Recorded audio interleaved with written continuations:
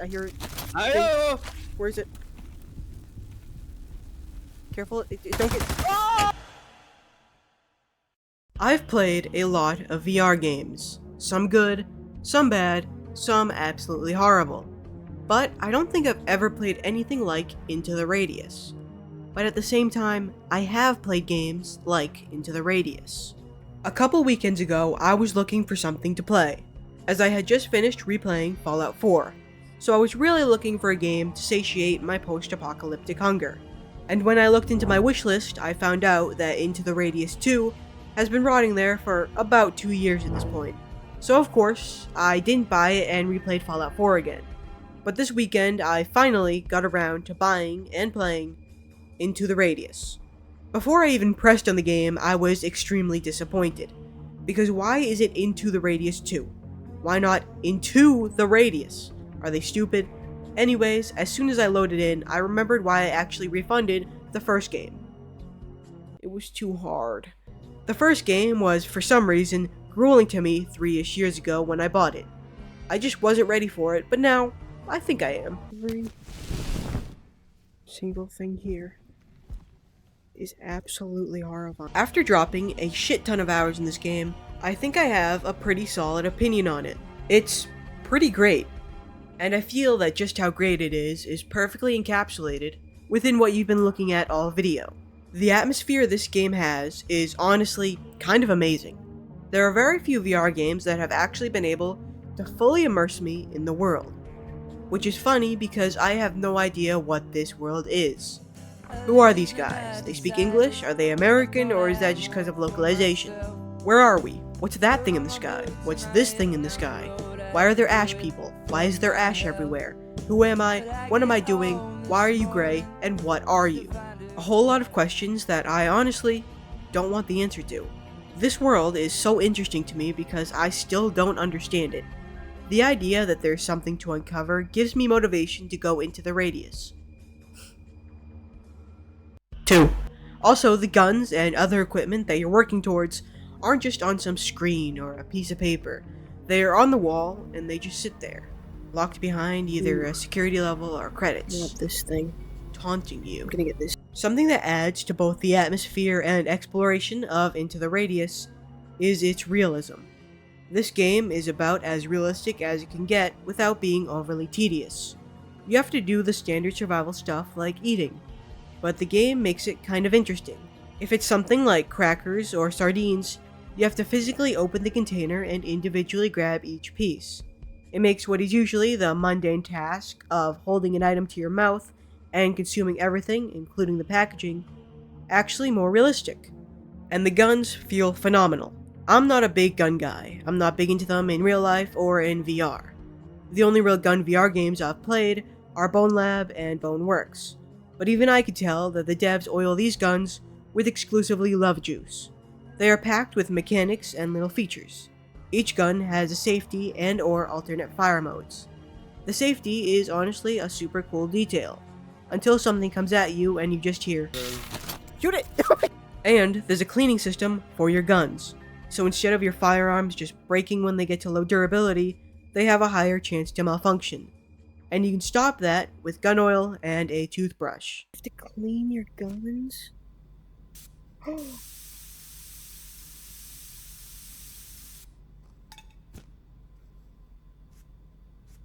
Screw Power Wash Simulator. This is what I want to do. You also have to actually keep the magazines to your gun instead of just pulling bullets and the mag out of a mysterious pouch. When a mag is empty, you have to manually reload it with bullets that come in a box. Now that's a cool mechanic, until it's dark and in a panic, you eject one of your only 2 mags onto the floor, never to be seen again. Hello? The AI is also some of the most interesting I've seen. They are absolutely horrifying. Seeing enemies for the first time is truly something special. Do I just wander around until this thing makes noise?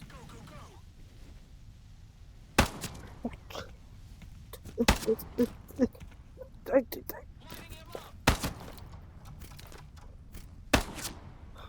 can't see him.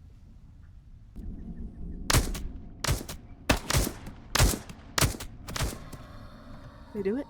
The enemies see and hear you if you do things like shoot your gun or turn on your flashlight. And most of the time, you don't see them. So suddenly, shots will just come out of nowhere, which definitely helps keep you on edge.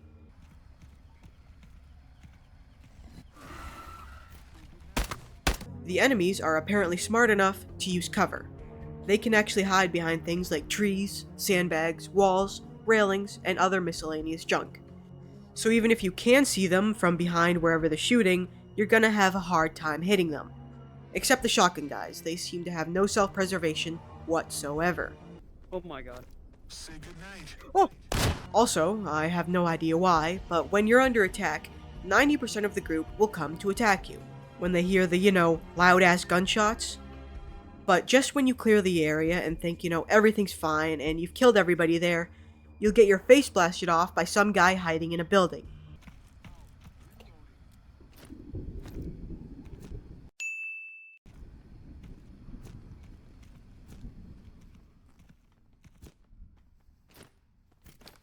Say goodnight.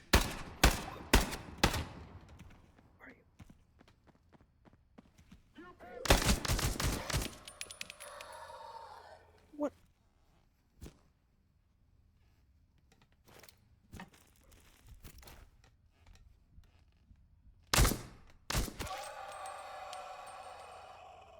I'm so lucky. This has to be something they do on purpose. Because, there's zero chance he didn't hear that. This isn't an isolated incident either. This happens all the time. I know, I've been glazing this game a lot. But prepare for more because we haven't even gotten to the co-op. Can we get So up that there? house is floating. So I'm not really an expert on like science or anything or gravity, but like I don't think that should be happening. No, you see, it's supported by that ladder, obviously. Oh. Before this, I thought the co-op should start becoming a standard in VR games. And after experiencing Into the Radius, my opinion has been nothing but solidified. Playing this game with somebody helps alleviate a lot of the pressure that single player puts on you.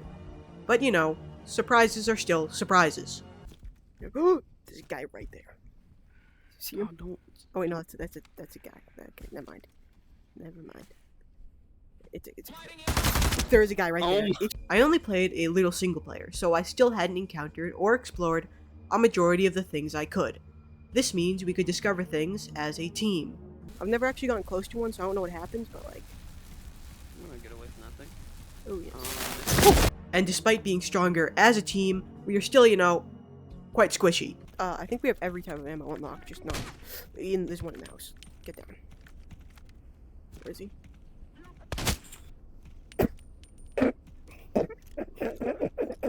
And the multiplayer is just single player with, more people. Multiplayer saves are separate, so you can't join with a stacked single player character. Progression together is required. There are the same amount of enemies and items, so what you would normally have all for yourself in single player now has to be split between two people. But it's not that bad because, two people are stronger than one. But then again, you go through twice as much food, stims, and ammo. So there are both benefits and drawbacks. But I really do have to give it to the devs. Opening a single chocolate bar and having to split it because that's all we could afford really makes me feel like I'm a part of the USSR, which is where this takes place, I think.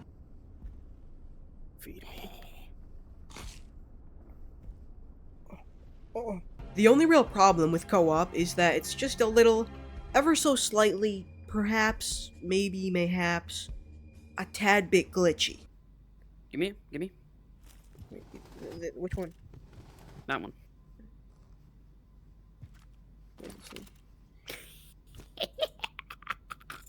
Okay. You ready? Yeah. What are you doing? Your hands are down here. Are you holding a gun? Yeah. Oh my god, okay, it's invisible. Okay. What's wrong with the bolt?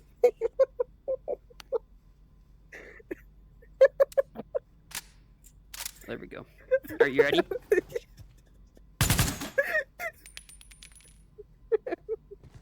What? You're completely tweaking right now. This game seems to love making the guns completely invisible for pretty much no reason. And what makes the glitches even worse is that they are in absolutely no way consistent. So on one screen, you're holding the gun perfectly normally, and on another screen, the gun seems to be attempting to complete some summoning ritual. What? What? What? Do you not see this? What? Do you not see I see you, what? But the developers very clearly state that this game is in early access, which is honestly kind of wild. This game already feels pretty much like it's complete, apart from, but it still has plenty of content. The only thing that's really lacking is the selection of maps, but it's said that they are going to be adding more. I feel like games like Into the Radius should set a standard for VR. The little features, the attention to detail, and just the overall love you can tell was put into the game. It reminds me, and was no doubt inspired by, The Walking Dead Saints and Sinners, as the gameplay loop is pretty much the same. This game feels like Saints and Sinners with 100% more realism, 100% more horror, 80% less frames, and 100% more disintegrating children.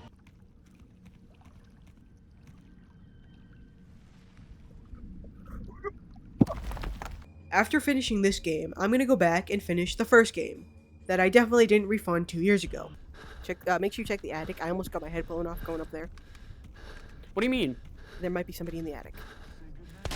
Oh! Is there somebody in the attic?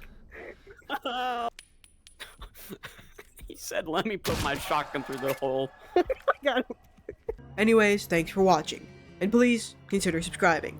I have channel memberships now where for just $2.99 you can become a Kyojiiin. You can, but you shouldn't. YouTube kind of made me make them. But if you want to come and talk to me about Into the Radius, VR in general, or whatever, you can join the Discord linked at the top of the description. And again, thanks for watching. What is that? Someone's house got blown.